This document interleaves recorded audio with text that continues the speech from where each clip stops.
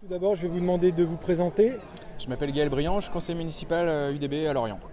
Alors aujourd'hui, on le voit, c'est un moment festif. Vous vous retrouvez pour fêter l'avènement du nouveau Front populaire. C'est important pour vous d'avoir pu faire cette union, même si vous êtes parti vous-même un peu seul pendant certaines élections. Si on reprend, en 2022, on n'était pas avec la NUPES, parce que justement, Jean-Luc Mélenchon en Premier ministre, c'était pas notre tasse de thé. Notre tasse de thé. Et puis même au-delà de ça, on trouvait que le choix des circonscriptions avait été décidé depuis Paris. Et voilà, on a eu ce même défaut malheureusement en 2024, mais avec une logique un peu plus poussée pour essayer de prendre en compte les territoires. Ça n'a pas hyper bien réussi dans le sens où, moyennant des partis moins centralistes, on aurait sans doute pu gagner 50 circonscriptions de plus sur l'ensemble de la France. Donc voilà, nous on est plutôt sur une approche beaucoup plus décentralisée. Ceci étant dit, il y avait une menace qui n'était pas la même qu'en 2022, le Front National, le Rassemblement National. Et l'UDB, on a été assez responsable. Faire une élection juste pour le plaisir de faire une posture, ça n'a pas d'intérêt. On lutte d'abord pour des idées. Et dans le contexte, l'UDB n'avait pas forcément de place pour faire campagne. Donc c'est difficile pour nous, mais en même temps, voilà, c'est un choix assumé, qu'il va falloir qu'on assume aussi dans les prochaines années, mais assumé. Et bon, en tout cas à Lorient, ça a payé. Damien Girard est élu et c'est une bonne nouvelle. Et quand on voit le score que fait le Front National dans beaucoup de bureaux de vote ici à Lorient, et on l'a vu encore pour ces dernières élections, est-ce que vous allez partir en solo ou vous allez là encore pouvoir faire une union républicaine? Ça on verra. Déjà, il faut rappeler que toutes les élections sont différentes, que Jordan Bardella n'habite pas à Lorient, et donc du coup, moi le Front National, je connais aucun militant à Lorient. Voilà. Donc déjà, soyons clairs, ils font des voix, mais ils n'ont pas de militants. Donc pour faire campagne, il faut aussi des gens qui s'affichent et qui regardent. Nous, à gauche, on a des militants.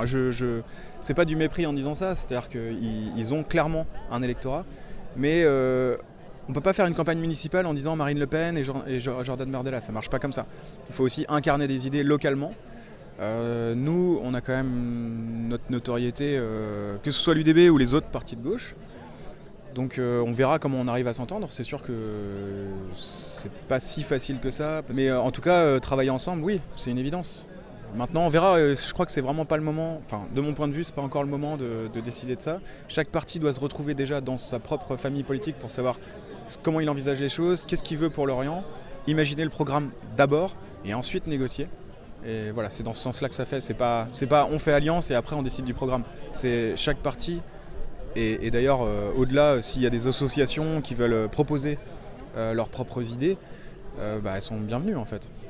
Vous dites que le Front National n'a pas de militants, mais quand on voit les scores qu'ils obtiennent et qu'en local, on n'a que Jordan Bardella et Marine Le Pen sur les affiches, oui. Est-ce que les militants, finalement, c'est pas les électeurs ? Je crois pas, non. Non, je crois pas parce que... Alors oui, effectivement, j'ai eu dans le bureau de vote qui est rentré, mais comme dans beaucoup, des gens qui nous disaient où est le bulletin de vote Bardella, comme si c'était une présidentielle.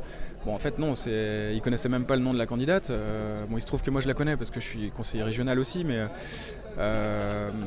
je crois que c'est plutôt un vote étiquette. Mais les votes étiquettes fonctionnent pas très bien. C'est-à-dire que ça fonctionne jusqu'à un certain niveau. Et après, c'est la personnalité qui fait la différence.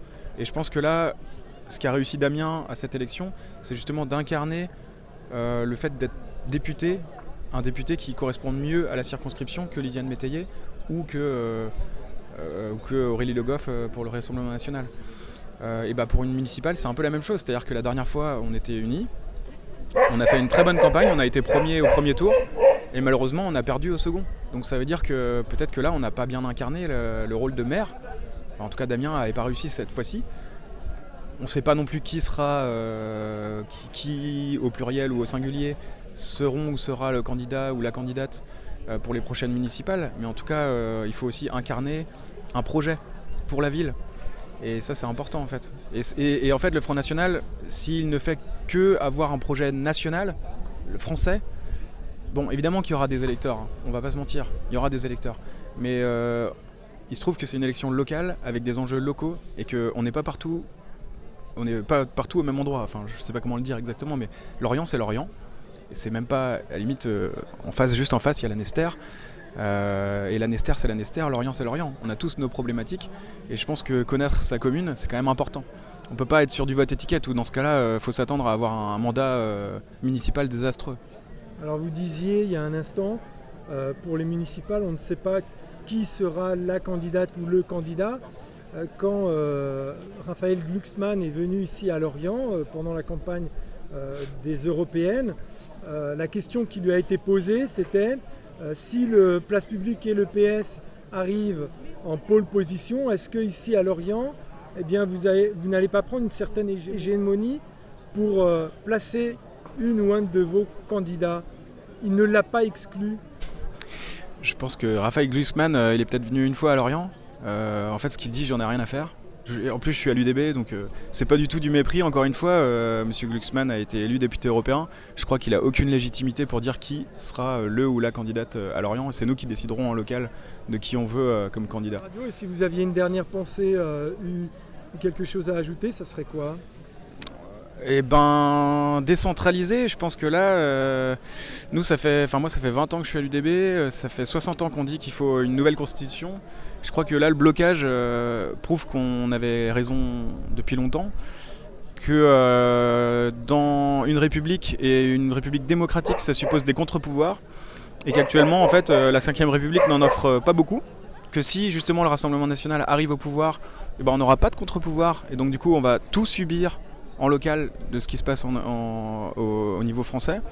Donc moi je continue à croire qu'on gagnerait en démocratie et aussi du coup en barrage contre le Rassemblement national, parce que ce sera plus démocratique et donc ce sera plus représentatif de la société à adopter la proportionnelle et un système fédéral dans lequel le pouvoir de décision n'est pas concentré à Paris, mais qu'on puisse aussi, nous, chez nous, décider de ce qui est bon pour le local, quoi. Merci beaucoup pour J'aime Radio et à très bientôt. Merci, Trégaré. Municipal 2026, on se donne rendez-vous? J'espère, ouais. Avec plaisir.